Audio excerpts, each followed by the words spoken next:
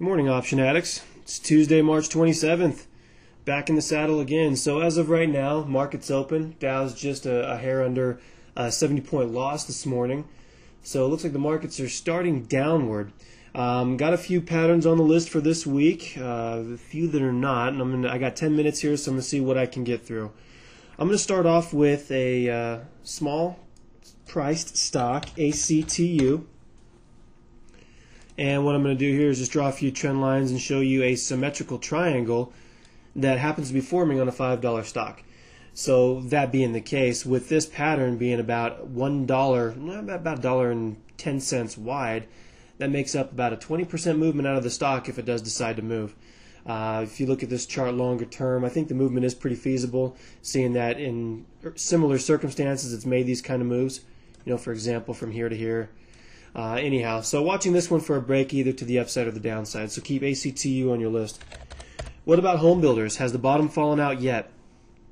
That is the question. So I'm watching these guys, and what I'm seeing, like at a toll, for example, looks to me like an inverted head and shoulders, although it still needs to break above about 29.5 to confirm that. And of course, we're way off from that, seeing that they're starting lower today.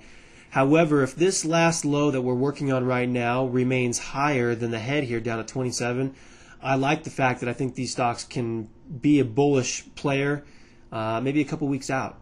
So keep Toll Brothers on your list. I like this one as an inverted head and shoulders if it does confirm. I'm going to go over to Alkin, ticker symbol AL. Lines are already drawn there for us. Here's a symmetrical triangle that hasn't confirmed yet, although it is getting right down to the apex of that triangle. So what I'm looking for is a break either outside of support or resistance. To me, it doesn't matter. I'll treat this as a continuation or reversal, no matter what the signal is. I'm going to go to one of the stocks I highlighted in the watch list on the MarketCast yesterday, and that is Bankrate. And with the big subprime meltdown, I'm thinking these guys get shook for a pretty good amount. Now, this is going to end up being a longer-term trade, okay? You got a shoulder here, you got a head here, you got a shoulder here, and then we're turning down from that last shoulder on that big volume that I always talk about.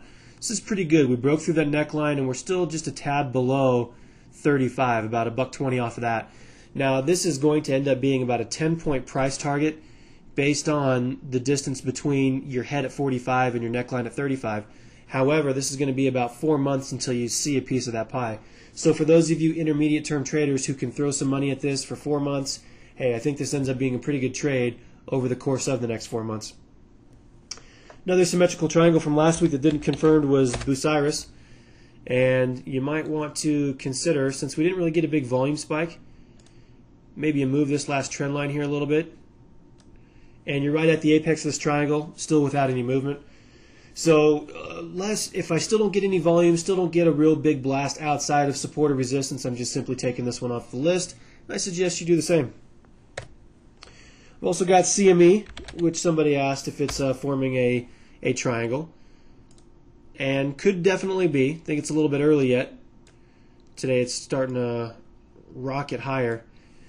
But if you're looking at it, if you haven't been in this trade, if you didn't take the drop down from 570 down to about 520 or so, this stock is likely to test 550 or 555 before it breaks out of this thing. And it could be to the upside or the downside, depending on how some of the volume performs over there down at the Merc. They might actually break to the upside. Who knows? So if you're not in this trade, watch this as a pretty good signal once it breaks to get into a triangle breakout here. My favorite head and shoulders play from earlier this year, Moody's Corporation, MCO, which ran quite a bit more than what we were expected to take, is now doing a similar inverted head and shoulders, kind of similar to Toll, where it's just forming that last shoulder. We're in front of this by about a week. But the trade here is if it wants to break above about 66, to the upside, then we've got about, a 7-point price target once it finally runs. And if that's the case, that puts us back here at these old highs. And I like the way that looks. So watch that for a break above 66 to confirm that inverse head and shoulders. Children's Place. I was watching this as a double bottom. Never confirmed. Some time goes by, and all of a sudden, hey, you've got a, what is this, a symmetrical triangle going here? Another one. So keep an eye on this. This one actually is in the context of a downward trend. So the likelihood is that it breaks lower, is that it breaks this 55 here, hopefully on some good volume, and starts to move. Now this one here is about 8 points wide. And for a $50 stock, I like those. Only take about 2.5 months to form. It's right up my alley. So I'm looking at taking a trade on Children's Place when it breaks support or resistance. Another good trade here. Pinnacle Financial Partners. Again, part of the finance meltdown here. If I am looking at this, kind of similar to this here, I've got somewhat of a descending triangle, albeit not perfect since we had one close outside of support. But if you look the next day, it's like it almost didn't happen. It rallied back. So here we've got a descending triangle. I'm off of this one for probably about a couple weeks or so before it confirms, but watching for a break below 30 and going to buy some puts. All right, where are we at? About 5 minutes in. So next one, ACL. Ascending triangle. Waiting for confirm. Here it is, folks. Something like this. Waiting for a big volume burst. Big price movement.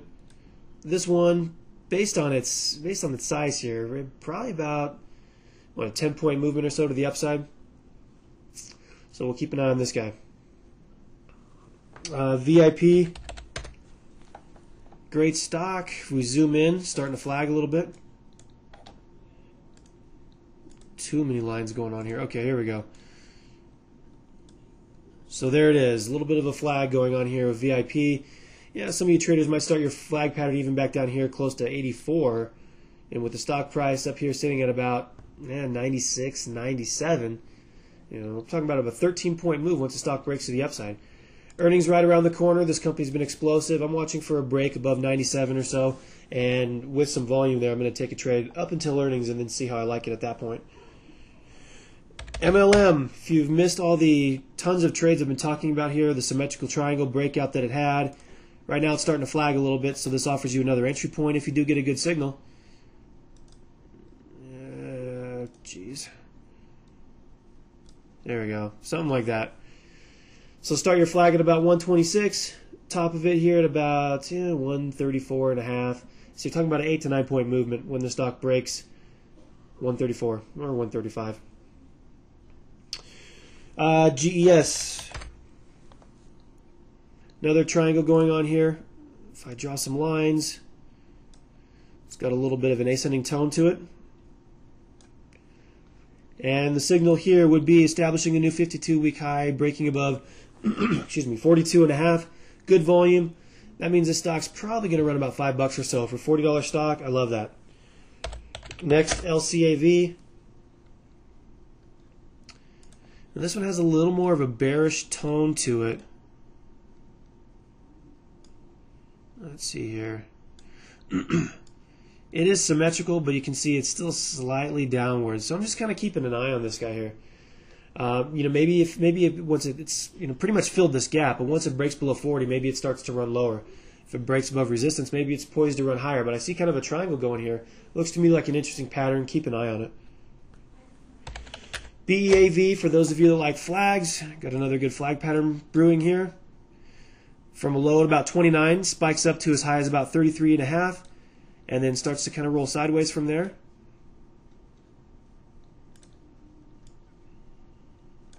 Alright, so I'm looking at this as a possible flag, and when it breaks above resistance, that'll be my confirmation. And at that point, I will have about a $4.50 price target on BEAV. CYMI still on our list, descending triangle. Delete these here real quick. Still waiting for a break below about 39.5, and still we're about a month away from that. If that, it's got to still turn down from here. So keep that on your list. If you're bearish on the market, maybe you write it back down to support and then see how it reacts there. Reliance Steel, if you missed the breakout of this guy, he's also starting to flag as well. Draw some trend lines here. A little bit early on in this formation, but better early than late. Watch for a break above about 46.5 or so, and once you get that, stock's likely to continue its ultimate target price from that symmetrical triangle. Last, in the semiconductor arena, VSEA, got to move quickly. Another flag, you can see a big spike off this resistance breakout that we had, and now it's just starting to track sideways. So there you have it. What I'm going to have to do is come up with another video for some other things that I'm watching as far as breakouts, breakdowns, resistance bounces, and support bounces. So thanks for watching the video. Good luck in the market. We'll talk to you later.